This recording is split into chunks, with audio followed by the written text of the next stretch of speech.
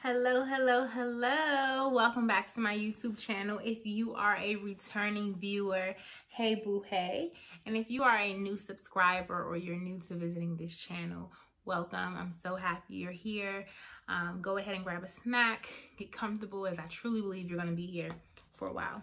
Okay, we are unpacking The Gifts of Imperfection by Brené Brown. As always, if you missed the last video, it is tagged below. You are more than welcome to start at the last video, at the first video, or at this video, as every topic is independent of one another, but they do build on each other. So it's totally up to you. Get in where you fit in. There is still time to purchase this book, as we have been taking a deep dive into it very slowly. And so even if I finish the book, even if I was to get to the last video, it's still worth purchasing. I truly believe that this book is a book that you'll be revisiting for your entire life. So today's video is entitled The Audacity of Authenticity. And I'm super excited about this. I'm hoping to get through all of my points. If not, you know, I will totally make it another video. So I'm going to start with just like sharing, and then we'll go into the book. Authenticity is something that I believe I have been practicing for about 4 months. Right? And that's because I don't think I realized what kind of liar I was, or even that my behavior would be labeled as lying. I've said multiple times on this channel, I've said if you are in relationship with me, like, I'm more vocal about the fact that I have a tendency to be an omitter. And now that I have put a name on it and I'm calling it out, I'm also addressing it.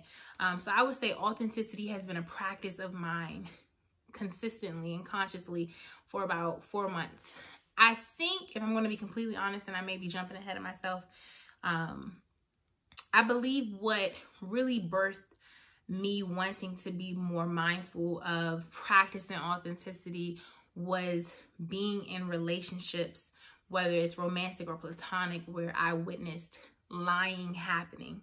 In addition to being called out about small white lies that I really thought were being done innocently and with good intent, and not truly realizing until I had been lied to, whether it was with a big lie or a small lie, and how damaging the impact of that was. So I say that to say that if you are uncomfortable with this video and the direction these next couple videos will go in, I just want to put myself out there and let you know that even at my age, authenticity isn't something that I don't think it's something that we are taught to do in our culture. Now, unless you come from a home where the practice is to tell the truth completely through and through, you are just a blunt person, you know, so be it. But like, most of us are raised to people please and to be mindful of people's feelings, not realizing that lying is counteracting being mindful of someone's feelings. And so like I said, we'll come back to it, but I share that because I want you to know I'm in this with you. I'm on this journey with you. I am forever making a decision to tell the truth in all spaces. And so we're going to unpack that. We are on page 49 if you have the book. If you don't have the book, not a problem. Pull out your journal. Let's take notes. Brené opens with a quote. Won't read that quote right now, but she goes straight into the text, and she's, well, let me go back. The definition to authenticity is genuine, or authentic means to be genuine. And the definition to genuine means to truly be what something is said to be, aka real. Okay. And so Brené opens with, authenticity is not something we have or don't have. It's a practice, a conscious choice of how we want to live. So it's not something we have or we don't have. It's a day in and day out choice of something we want to live. She says, it's about the choice to show up and be real, the choice to be honest, the choice to let our true selves be seen. She says, there are people who consciously practice being authentic. There are people who don't. And there are the rest of us who are authentic on some days and not so authentic on other days. And so just for a quick pause, I just want you to think about someone, because, you know, social media is like the place where people are practicing authenticity. But I want you to really think about someone who is extremely authentic, someone who struggles with it, and then the people who are in the balance. When I was reading this, I labeled that section the spectrum of authenticity. And I think we can all find ourselves on different parts of that spectrum depending on what we are asked to be authentic about. What do you mean, Alicia? So there are some things that even when you are consciously choosing to be authentic, they're easier to be honest about, right? So what'd you do yesterday? If you have nothing to be ashamed of in your yesterday, you're going to be like, oh, I did this and that. But if you were out here living grimy, you might hesitate, right? So you find yourself on different ends of the spectrum. However, what she's saying here is that there are people who are consciously choosing and working to be authentic all the time. And then there are some who don't. And then there are some who pick days and pick scenarios and pick situations in which they want to be authentic with. Okay? And so I would ask you to ask yourself, where are you in that? The idea that we can choose authenticity makes most of us feel hopeful and exhausted. We feel hopeful because being real is something we value. Most of us are drawn to warm, down-to-earth, honest people, and we aspire to be like them in our own lives. We feel exhausted because without even giving it too much thought, most of us know that choosing authenticity in a culture that dictates everything from how much we're supposed to weigh to what our houses are supposed to look like is a huge undertaking. Given the magnitude of the task at hand, being authentic in a culture that wants you to fit in and people please is what helped Brene come up with the definition for authenticity. So before I read her definition, I want to talk about the little paragraph that I just read. So authenticity is both exhausting and hopeful, because I don't know about you, but I love when I meet people who are just like, they are just so honest, or they just own who they are. It's something really encouraging about that type of energy. But at the same time, I've also had moments prior to practicing authenticity where if someone was too forthcoming, I'm like, why would you say that? Right? And the reality is that was me having a problem with their level of owning their story, owning their truth, because I wasn't owning mine. Right? In a world where, and she does go into this, I won't be reading this section, but she goes into like gender roles. In a world where women are taught to be modest and ladylike, I might have been fitting into that scenario or that description that the world has given me, and someone else who is authentic about who they are and who's living out loud completely goes against the grain of what that looks like. That's uncomfortable for me because that's not my truth. And if it is my truth, I'm not yet comfortable owning it. Therefore, it puts me in a position of judging the next woman who, you know, her actions appear ridiculous, but the reality is baby girl is authentic. She's owning her truth. She's consistent in who she is. And she's not letting the world dictate, you know, things like what her house should look like, what her attire should look like, how much she should weigh, when she should love herself, things like that. So I definitely understand how it can feel both exhausting and hopeful, because the same woman who's posting things, and I'm speaking from my personal experiences, but I'm also giving examples so that you can tap into your thought process of this. The same woman who might be posting things that I'm like, ooh, that's a little risque. That's me behind closed doors.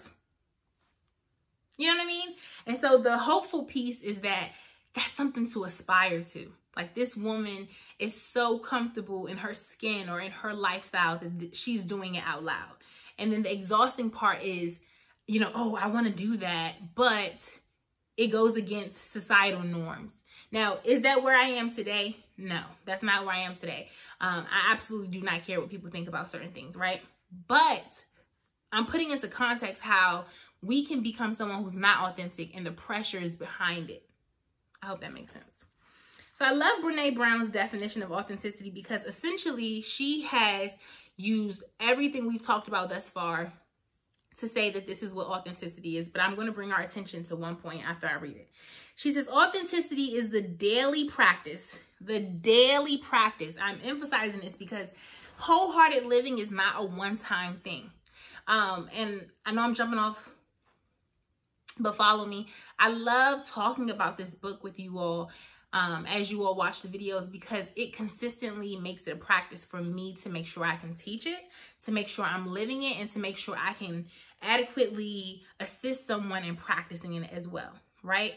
She says, authenticity is the daily practice of letting go who we think we're supposed to be and embracing who we are. Choosing authenticity means cultivating the courage to be imperfect, to set boundaries, and to allow ourselves to be vulnerable. It is exercising the compassion that comes from knowing that we are all made of strength and struggle, okay? And nurturing the connection and the sense of belonging that can only happen when we believe that we are enough. So this is her definition, is building up on each other. But you'll hear things we've already talked about. Authenticity demands wholehearted living and loving, even when it's hard, even when we're wrestling with the shame and fear of not being good enough, and especially when the joy is so intense that we're afraid to let ourselves feel it. Especially when the joy is so intense and we are afraid to let ourselves feel it. Here's the one that I want to talk about for a second.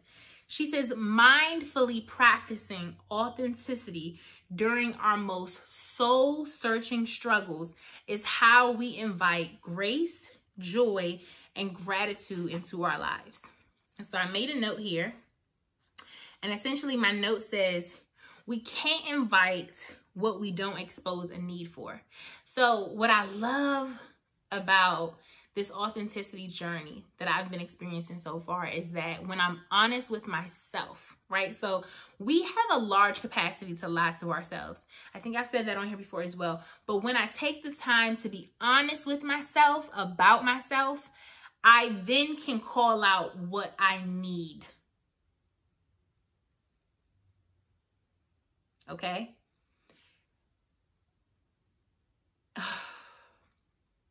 I gotta say that again because it's heavy. When I'm honest with myself about myself, I can then call out what I need. I can also identify what is happening. So I've been talking about authenticity a lot with my close friends because as I'm getting older and the desire for marriage is brewing,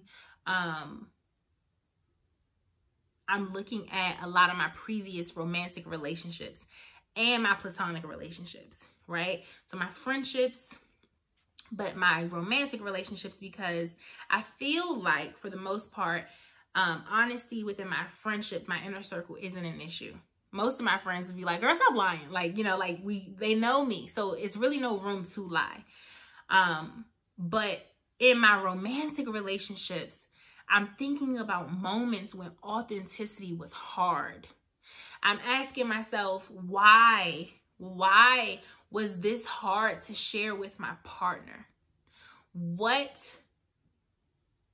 false narrative did I create about our space, about who I am, about who he was or is, was past tense, that made telling the truth difficult? And so when I'm unpacking stuff for myself and I'm being honest with myself, I can call out that I need to invite grace in for myself. Like, yo, Alicia, you were young. You were still unlearning things from your childhood, from the examples you saw, whether it was parental examples, family, siblings, life, people who just projected. Inviting grace into my authenticity and soul searching and all that to say that's what I need to process this. Joy and gratitude for the experiences that I've been allowed, right? But what this tells me is that in order for me to get what I need, I have to expose the need. I have to be able to say like, yo, I'm feeling shame. I'm feeling so much shame around this. I hope that makes sense.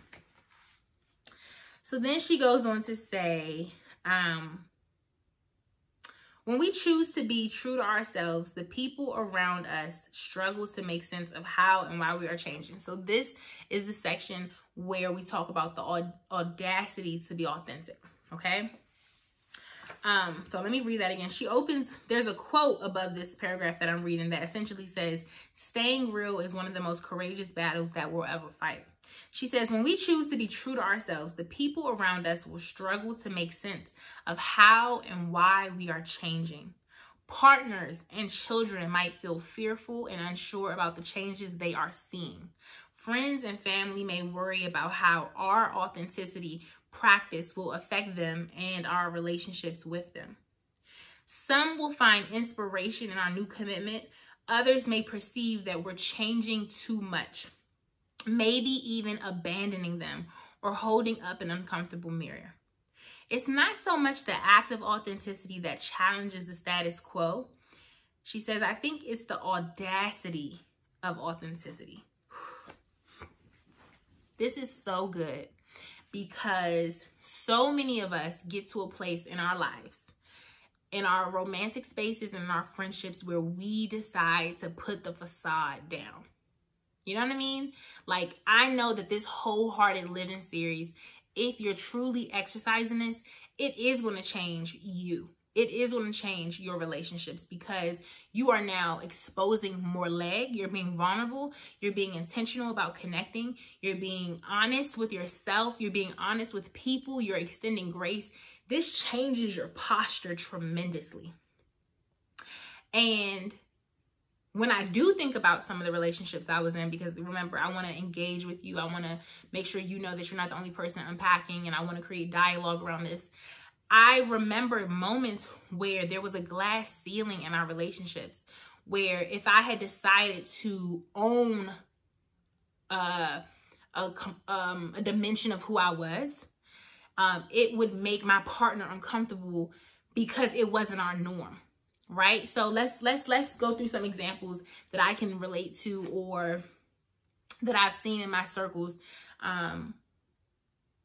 If you are in a relationship, and I've been in a situation where maybe your role depended so much on you having low self-esteem, you gaining confidence can really disrupt the normalcy in your space, right? I remember there was a time when, in one of my relationships, I was getting, slimmer and, just not smelling myself, but just like, oh my goodness, like, girl, you kind of cute. Like, wait a minute. Because so much of the description that I've given myself was like, I'm smart, I'm kind, but I didn't pay too much attention to my looks. And my spouse, while at the time gravitated towards it, he also was uncomfortable with it because it's like, well, not only are you really starting to see how bomb you are, but so are the guys. Like, if the guys weren't as pronounced, they're more pronounced now. And so there was this tension in our space where it's like, I'm not changing on you. My loyalty isn't shifting. I'm just evolving in who I am, and I'm stepping out. And I'm just being more honest about where I am and who I am, right? Problem solving. Having difficult conversations with my closest of friends about when there was a cross in communication, or when they offended me, or when they dropped the ball, or having to tell your family that the way things have been done really should not be done that way anymore, or just because that's how it's always been, that's not how it's going to continue to be. These are difficult conversations to have when you are owning your truth about what feels right to you. and being who you are. And so if the people around you haven't tapped into practicing authenticity, they're going to struggle with respecting authenticity.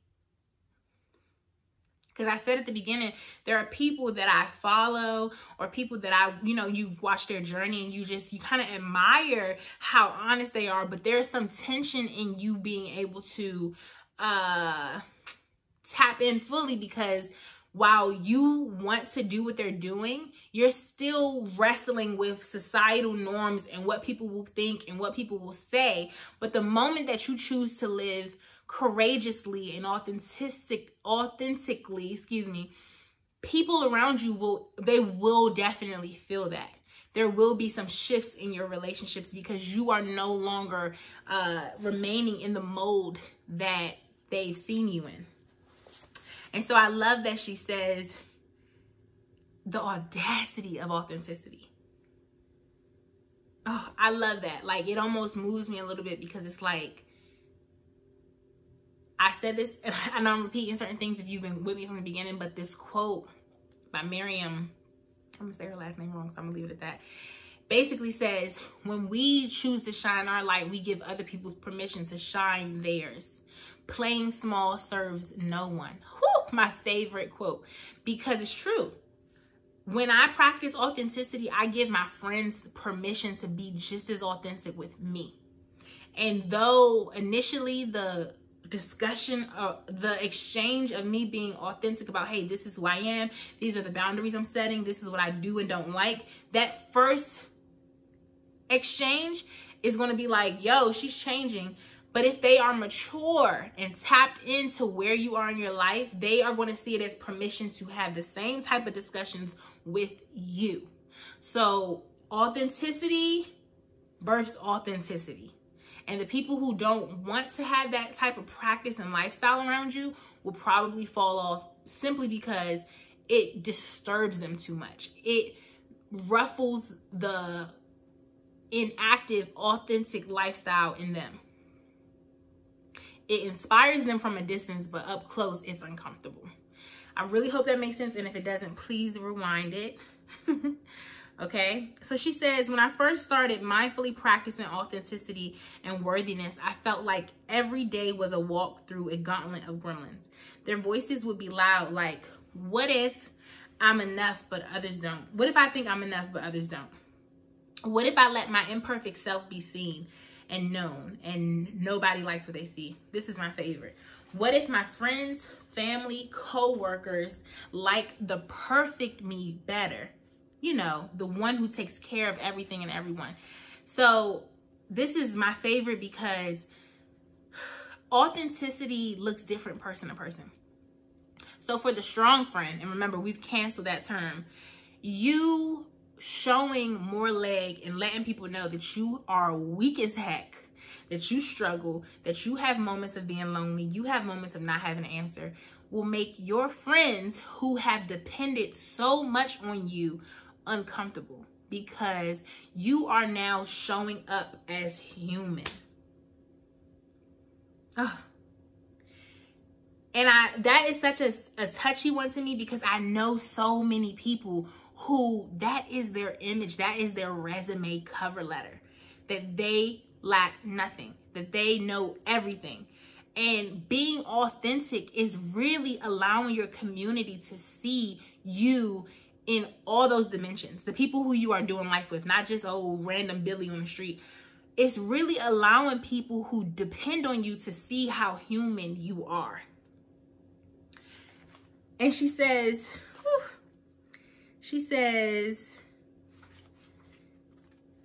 mindfully practicing authenticity during our most soul-searching struggles is how we invite grace, joy, and gratitude into our lives. I see the time. I'm going to go really quickly. She says, I'm going to skip a part. Let me think. No, I'm not. So, yeah. I lost my train of thought because I was trying to decide if I wanted to keep it under 25 minutes, and I think I am. So, in a nutshell, and I'll come back. I think I'll open up. No, let's just wrap this up, y'all. You done made it this far. Let's just keep going. She says, the problem is that, okay, Back it up. I will be done with this in 2 minutes. Okay, let's go.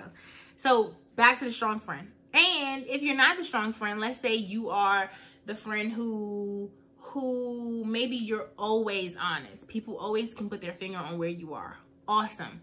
You are trailblazing a community posture shift. But authenticity births authenticity. And it will rub up against your community and your life partners and your family. But it's necessary. It is so necessary. I remember having a conversation with my mom about just like, listen, I need you and the family to see things this way. You know, like bringing to their attention, like, let's look at things this way. And this is just like, you know, when we have like family meetings and things like that.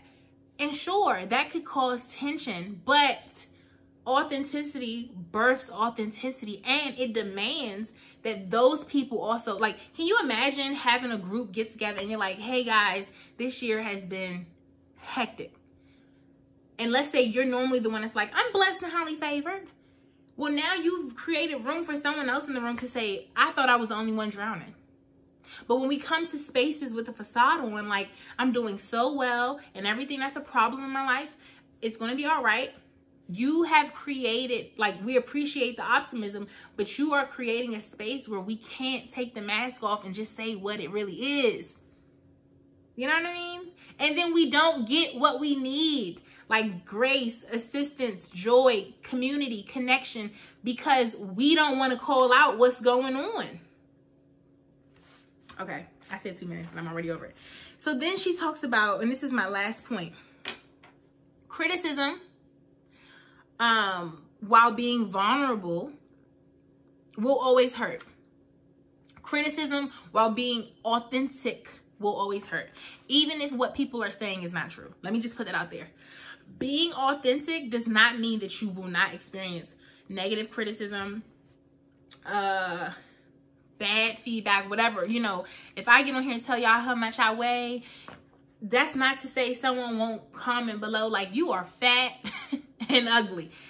Even if it's not true, it's still gonna hurt. Let's just put that out there, because in this wholehearted living series, you gotta understand that you are opening yourself up to be attacked, but you are also building up a level of resiliency, because you understand that what you're doing yields a greater reward for you. So she tells us that cruelty will hurt no matter what. She says, but the problem is when we don't care at all what people think and we're immune to hurt, we're also ineffective at connecting. Courage is telling our story.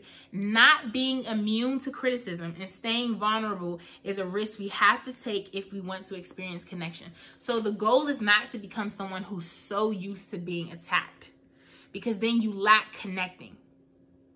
Okay? I know that kind of shift from where we were going, but understand that you will be attacked, but we're not going to become immune to that, because not everyone's going to be worthy of certain parts of our truth. But that doesn't mean we lie. It doesn't mean we omit, but we understand that, like, maybe this is a space that this conversation can't be had because it's more damaging than it's good. And we don't want to become people who are immune to being hurt. We don't want to become people who don't care what people think. We do care what people think. And it's okay. Caring what people think means that you continue to strengthen that part of you that connects to other people. Okay? So I think we're going to unpack that more in my next video, because I don't want it to be rushed. But I did want to get through all of the parts for the opening section of authenticity. And so, as always, thank you for watching. I know this video was kind of long, but y'all really, you know, blow me out the water by the fact that you all do watch it all the way through. I love y'all. I appreciate y'all. I love that you've been sharing it. It takes 2 seconds to send this in a text message. I want you to try to send this to 3 people. Send this to 3 people who may not even listen, but just let them know, like, hey, I think this would benefit you, and I want to talk about this video, so check this out when you get a chance. Because remember, authenticity births authenticity. And if you're about to be an authentic person consciously, your community is going to feel that. So why not begin to equip them with what's happening and the tools to also practice wholehearted living. Thank you for watching. Thank you for sharing. And thank you for liking. And I'll see you all in the next video. Bye.